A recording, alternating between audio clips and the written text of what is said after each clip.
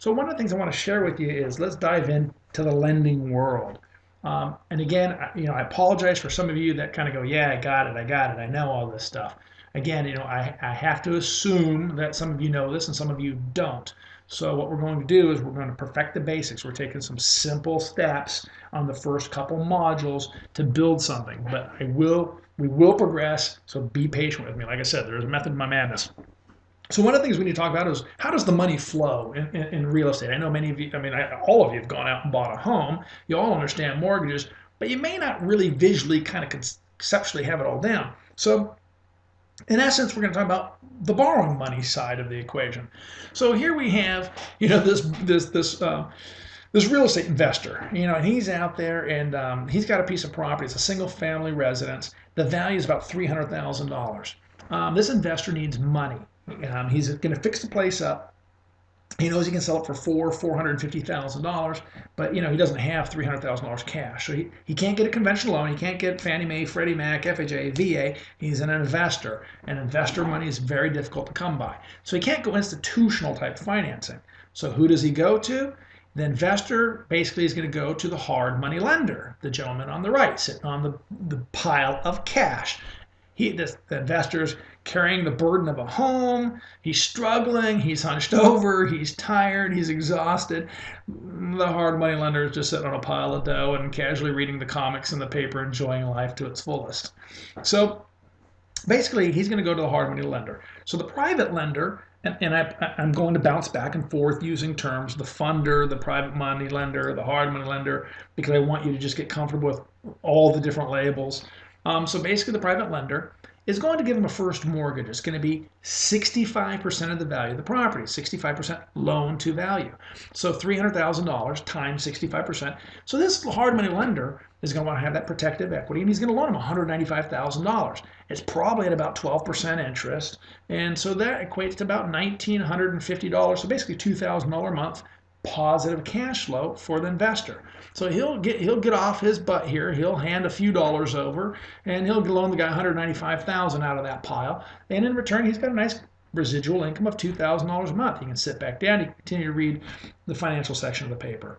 In essence, the arrows kind of represent the flow of money. The investor provides the house as collateral to the hard money lender. The green arrow, the money arrow. The lender basically loans the money to the homeowner, to the investor.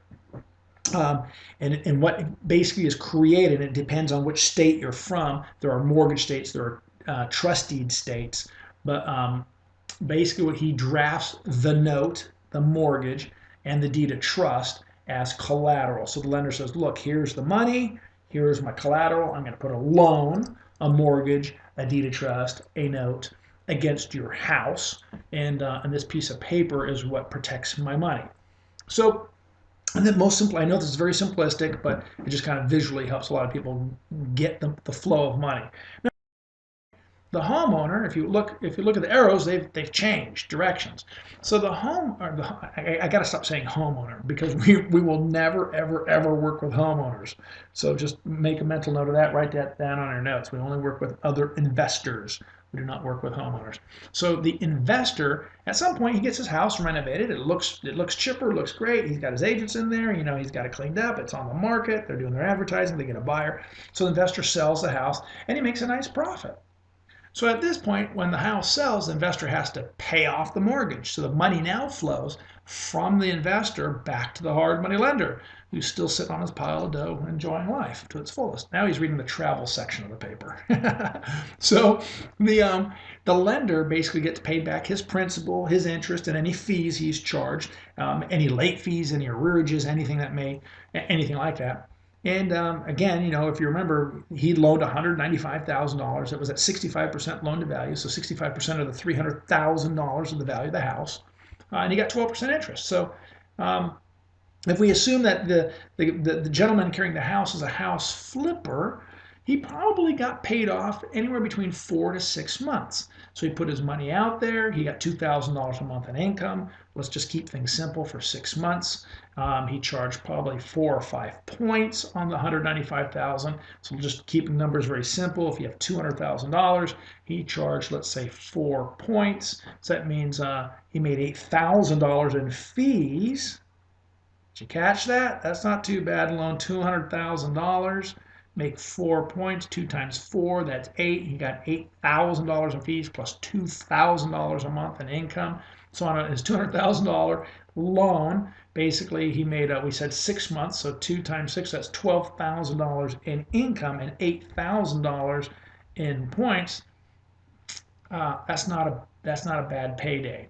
Again, he's reading the travel section, and the other guy has made more. I mean, as a house flipper, this guy has potentially made $40,000, which would be basically double what the hard money lender did. But who's going to die young? Who's going to die of a heart attack? Who's got a drinking problem because of all the stress? So again, the money flows a different direction. The color of the arrows change. The investor pays off the mortgage, and the lender basically extinguishes the note. So that's the paying back of the money. So that kind of gives you a flow. So let's talk about this. Let's jump into passive income strategy number 1. I know many of you are like, finally, an hour and 12 minutes and 4 seconds. And we finally get to dive into the first strategy. But again, I want you to understand that there's a method to my madness. This is to get you to think differently. I need to change your perceptions of what you think works. In a changing world, your experience can work against you. Your habits can work against you. So we need to it's kind of like boot camp. We're starting over. So passive income strategy number 1. We're going to call this mortgage arbitrage. Again, arbitrage being making a spread on someone else's something. So what we've got is, we know we've got this guy likes to flip homes. It's his business. He's doing well. He's got a track record. If he could get money, he would be able to flip more deals. And we have a hard money lender who, the only way he makes money is the loan money. What we have to do is I need to get you in the middle. And that's what we're going to do. We're going to position you in the middle. Think about this, folks. Are there home flippers in your neighborhood, in your community, that go out there and, whatever you want to call them, home renovators, home flippers, flip this house? I mean, a gentleman I know here in town, Fan Merrill, wonderful guy, a great, he and I'm going to screw it up, EJ, I just had lunch with him recently, and I'm going to screw up his name, EJ, TJ, I'm sorry, JD, a station. Great guys. They were on A&E's Flip This House. They've got a great machine. They got this down effectively, and they make a ton of money. And they provide a great education on house flipping. There's a lot of people that do that. So I guarantee, there's a whole show on TV, house flipping. So you've all seen it, you all know about it, you've all heard about it. But what people don't ever hear is the reality show about the hard money lender, Luigi, Bruno, the guys that literally walk in their office. Honestly, I don't know a single hard money lender that wears a suit. They're usually in board shorts and flip-flops and a t-shirt. One of the hard money lenders we use on transactions that don't fit our fund, we joint venture with them. Z06 Corvette, a Dodge Viper, 1966 big block Corvette. These are the most down-to-earth guys. They are so fun to deal with. And I just give you this picture because that's what everyone sees. But these are people that you're going to love working with. You're going to love being one of these guys. But for right now, we're just going to cram you in the middle of the two. And what you're going to do is you're going to facilitate some hard money loans, but some very unique hard money loans that no one in your market has. No one in your market is doing. So you are going to have a niche unlike any other niche. And that is what's going to slam you, bam, right in the middle of the house flipper and the. So how's it work? Let's just dive into the meat and potatoes. And again, we're going to have multiple, like I said, our agreement is I'm going to do 4 trainings with you and 4 conference calls. Folks, It's going to be more like 8 trainings and 8 conference calls. I'm excited about it, and I hope you're excited about it. So let's dive right into this. So how the heck does this mortgage arbitrage thing work? So here's what you're going to do, and this is an assignment. So this is an important slide. I don't know what slide number it is, but you'll have to come back to it. So passive income strategy number 1, mortgage arbitrage, step 1. This is what you are going to do. You are going to call 5 hard money lenders in your area. How do you find them? Craigslist, on the money to lend section of the newspaper. Google private lenders, Google hard money lenders, type in your city. Trust me, they're out there. They're there. Talk to your real estate agent. Talk to a conventional lender. There's people that do this Monday through Friday, make a living being a hard money lender. What I need you to do is pick up the phone. Cost you nothing to do.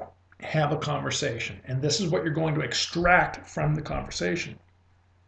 I need you to ask kind of what the rough guidelines are for, this is critical, non-owner occupied loans. I don't care about owner occupied. We're only looking for investor loans. And this is what I need you to walk away with. So if you can imagine, you're going to have 5 sheets of paper, 5 names, 5 phone numbers. You're going to call and ask the same stuff. What you're going to ask is, when you talk to a hard money lender, you're going to say, "Hey, what I'm looking for is I'm want to talk to you about some hard money lending, and what I want to do is, in essence, get some of your guidelines. So, what I'm looking for is I'm looking for some of your guidelines on non-owner occupied investment properties, maybe a flip property. So, what's your loan to value? And again, if you don't know what loan to value is, it's if the value of a house is $100,000, it is the amount they will loan based on the value of the house. So 65% loan to value. If the value is $100,000, $65,000 would be 65% loan to the value of the home. So just give some clarity there. You have loan to value, and you have something called combined loan to value, CLTV, and we'll get into that. So what you're going to do is you're going to call that lender, you're going to have the conversation, and it's just a chit-chat conversation. Have fun. Get to know them, talk to them. What's your loan to value? Okay, you find that out. So, just write it down. And what are your terms? How long do you loan the money? Do you do 6-month mortgages? Do you do 1-year mortgages? Do you do 2-year mortgages? How long do you do it? And for a single family home, non-owner occupied, a fixer home. And again, I don't know the dollar amounts in your area, but let's just keep things simple. It's a $200,000 home. What are your ballpark rates for that? You're not looking for an exact rate. Give me an idea. And what kind of fees and points do you traditionally charge? This kind of ballpark. And is there a prepayment penalty? And how long is the prepayment penalty? A prepayment penalty is when a hard money lender loans money. Let's say we loan the money at 65% loan to value. We do it at 12% interest, and we're going to charge 4 points. What we don't want to do is be paid off 30 days later. So what they'll do is usually lock in a guaranteed rate of return. Traditionally, prepayment penalties are about 3 months. So they're going to guarantee that they got 12% interest. And again, the interest is 12. How to explain this? The interest is for a year. So 12% is not 12% a month, it's 12% annualized, which means that loan pays 1% interest a month. So they want to guarantee the first 3 months, so they want to guarantee 3% interest, and maybe they're 4 points. So they don't want you borrowing money for 2 weeks and then suddenly saying, well, hey, I paid you off. So it's kind of in gambling, it's called a lock-in. So in lending, it's a prepayment penalty. So we're locking in a guaranteed minimum rate of return. So find out how long they do their prepayment penalties for. Find out what types of loans they do. Do they do types of loans only on single family homes? Do they do loans on condos? Do they do loans on duplex, triplex, fourplex? Do they do commercial loans? Do they do construction loans? Do they do land loans? Do they loan the rehab money? So ask what kind of loans they do. Ask them their turn times. How long, if I want a loan and I call you today, how long is it going to take to actually have the cash in my hands? How long is it going to take you to actually fund the deal? Put the money into escrow so I can buy the home. And then ask them about their process and what they need. What are they looking for from the asset, from the house, the property, and what are they looking from in terms of from you, in terms of bank statements, credit reports, things of that nature. So you're going to call these lenders. I'm going to tell you it's all going to fall kind of into a common category. So it'll be very interesting. One of the things you're going to do is you're going to call these 5 lenders, and I want you to gather this information. And you're going to discover that most lenders pretty much charge the same thing. There's this kind of a 65% loan to value, 12% interest, 4 or 5 points. But again, I'm not going to give you all the answers. This is something you need to do. So this is step number 1. You're going to call the lenders, because these folks are going to be your capital sources. This is when I told you you're going to walk into instantly $250,000 worth of capital. This is where you're going to get it. These are the people you're going to be working with. So that's step. Let's continue with step number 1. One of the things, and I don't want to give away too much yet because we're going to do this in module 2. I'm going to show you a strategy. I'm telling you, the strategy absolutely kicks butt.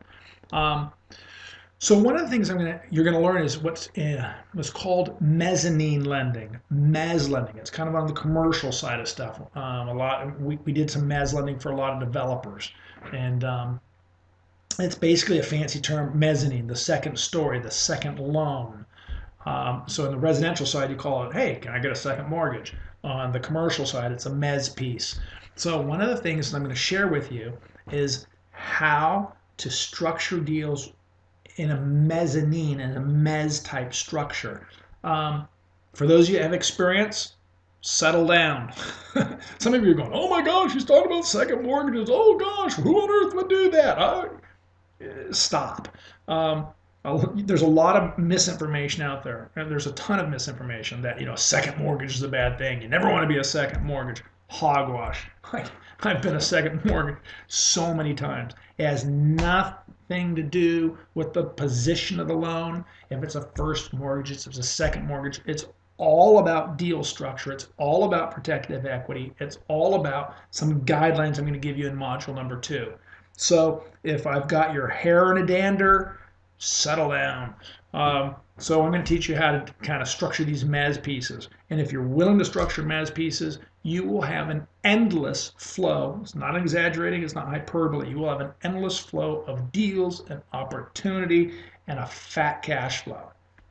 So one of the things you're going to do is when you're having these conversations with these lenders, let them know, say, well, one of the things I'm looking at doing is doing some mezz lending. They're going to think you're nuts. They're going to just go, what? What the hell are you thinking? But you got to trust me on this. And it's funny because the reason why I'm laughing is I actually called a couple hard money lenders I know, and I said, hey, I'm thinking about doing some mezz lending again, just because I don't want there's a bit of a disconnect between where I'm at and where you're at. So what I always do is I always go back to the basics. So everything I'm teaching you here, I've done because I want to see the objections. I want to know what they say. So I've actually called people that I don't know and pretend to be, in essence, you to see what I get. But just hear me out. Follow my steps, step by step. So, and again, some of this vocabulary might be difficult for you to do, but that's okay. You're going to make 4 or 5 or 10 phone calls until you're comfortable with it. Very simple steps. It's just conversation. No one's going to jump through the phone and strangle you. You're fine. So explain to them that, hey, my name's Chief, and so after you had this conversation, you asked about their loan to value and their interest rates and all that. Well, the reason why I'm calling you is because one of the things I'm looking at doing is doing some mezz pieces, and so let me ask you a question.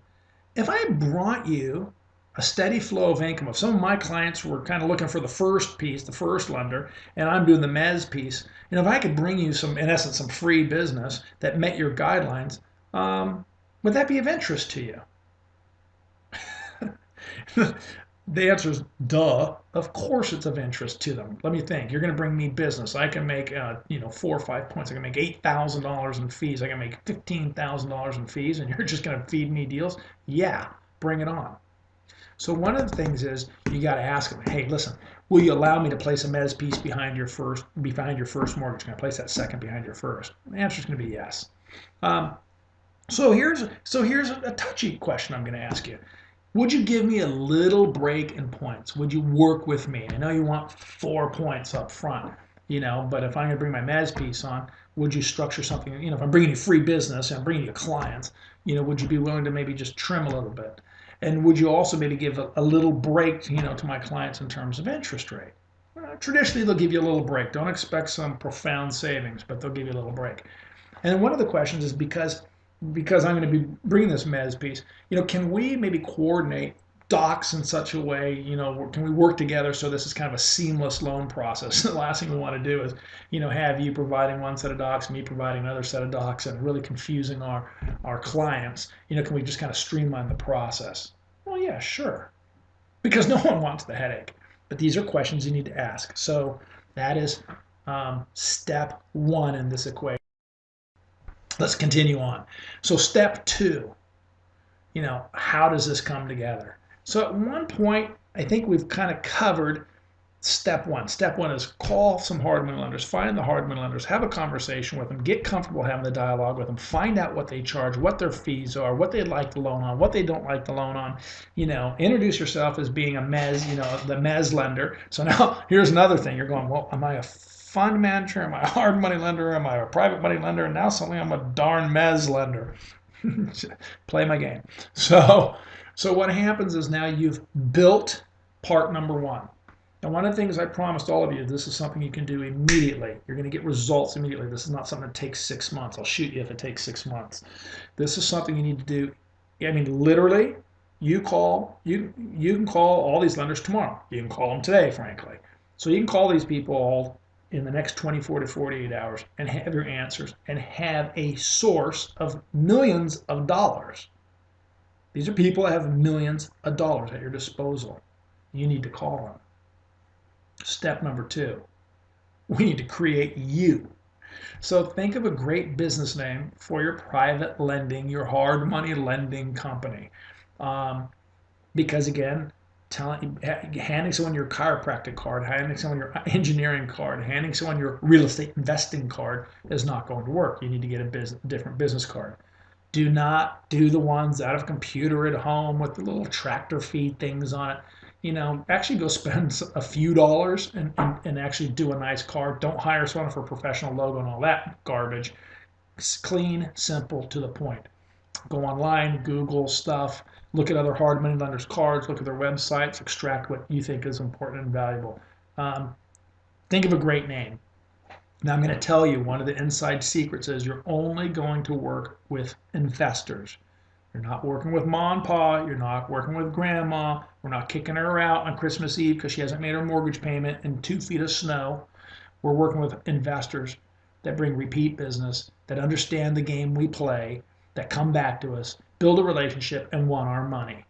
So it's probably prudent to have investors only capital on a business card, investors capital source, investors capital fund, investors funding source. So think of something that specifically states what we do.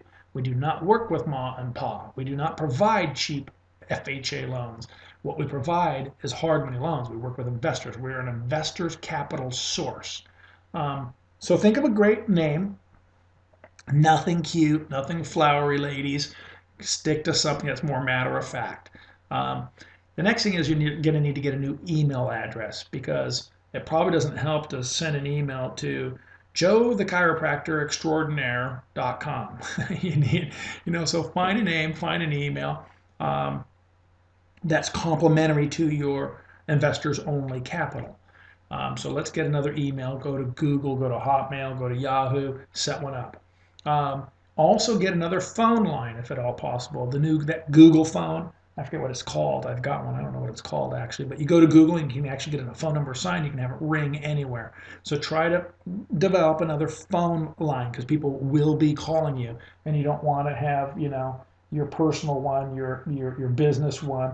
You don't want to have your number at work. You need to have an allocated line to this. You don't need a website. I know a lot of hard money lenders that don't have websites, so don't worry about any of that. If you want to grow this, which is, I'm telling you, you can grow this into an incredible monster of a machine that makes a ton of money. But for right now, business card, great name, email address, phone number, and keep the business card simple, something nice and professional and Not a lot of gobbledygook on it. Let's keep moving forward. Let's just jump into step 3. So step 1, find the capital sources, understand their guidelines. Step 2, put yourself in the middle, create the business card, create a new hat that you need to wear. So you're going to create your own fund. You're going to be the manager of your own hard money fund. Step 3, because step 1, we have the money. Step 2, you understand the guidelines and you've created a new entity. Step 3, we need to go find our hungry clients. Where do we get them? I want you to go online and you're going to find your local RIA, your real estate investment clubs, your real estate, RIA stands for Real Estate Investment Associations. So go find the RIAs within your area. Find 1, 2, 3 RIAs. Just Google it. Go online. You can go on, just type in real estate investment clubs and type in your city. If there's nothing in your city, go out at 30 minutes. Go out 1 hour. You'll find that the real estate investment clubs get together traditionally, once or twice, traditionally once a month.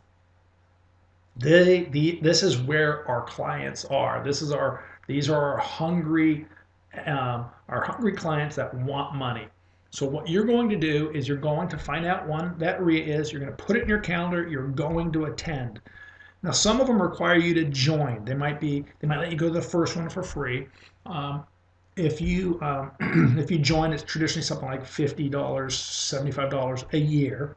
By all means, join. Low expense.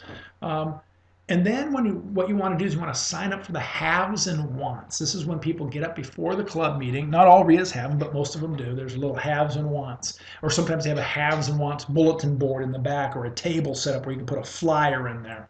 But what we want to do is we want to get in front of the haves and wants. What you're going to do is you're going to create a private lending flyer. So just produce something quick, down and dirty, nothing fancy. For the back of the room, we want to be able to leave what's called a deliverable back on the table. And you don't have to do this. This is actually if you want to maybe put an hour's work into this. Again, everything I'm telling you, this is very simple to do. This does not take a lot of time. This is not rocket science. But if you're going to attend, it might be smart to have your business card and something maybe more than your business card. Have a flyer that you can give to someone or leave laying around. What I really want you to do in an ideal situation is to get up and do the have and want pitch. They traditionally will give you a 30 to 60 second sales pitch, an ability to say who you are and what you do. This is critical, and I will give you the script, you memorize it. So you're going to get in front of whatever it is, 25 people, 125 people, who cares? Do a little 30 to 60 second spot, in, out, done. Folks, when you do this, you darn well better prepare yourself for a lot of people wanting your business card and wanting your phone number and bending your ear. So be prepared. Don't bring 5 business cards or 10 business cards. Bring a bunch of business cards, because if you do what I tell you to do, you will be inundated. Here's kind of visually what it looks like, this mortgage arbitrage. We have the real estate flipper who's out there looking for deals, finding deals, negotiating deals, dealing with contractors, agents, short sale negotiations, the whole shebang. And basically that investor, because we've now put yourself in the middle, so now you are over here. You're the guy that has all the money. You're the guy that works with the flipper. The investor comes to you looking for his new money. So why is he not going to the other lender? Because we're going to offer a mezz piece. We're going to do something a little different. So just trust me, he's going to come looking to you. You, on the other hand, are going to vet his deal. You're going to look at it. You're going to decide if you like it or not. That's what vetting is. You're going to go, is this viable? Does it make sense? And in module number 2 and 3, we'll get into some of the vetting strategies, what you look for, what you do, what you don't do. So anyways, he comes to you because you're the guy that has the money connections. So what you're going to do is you're going to arbitrage loans and get paid.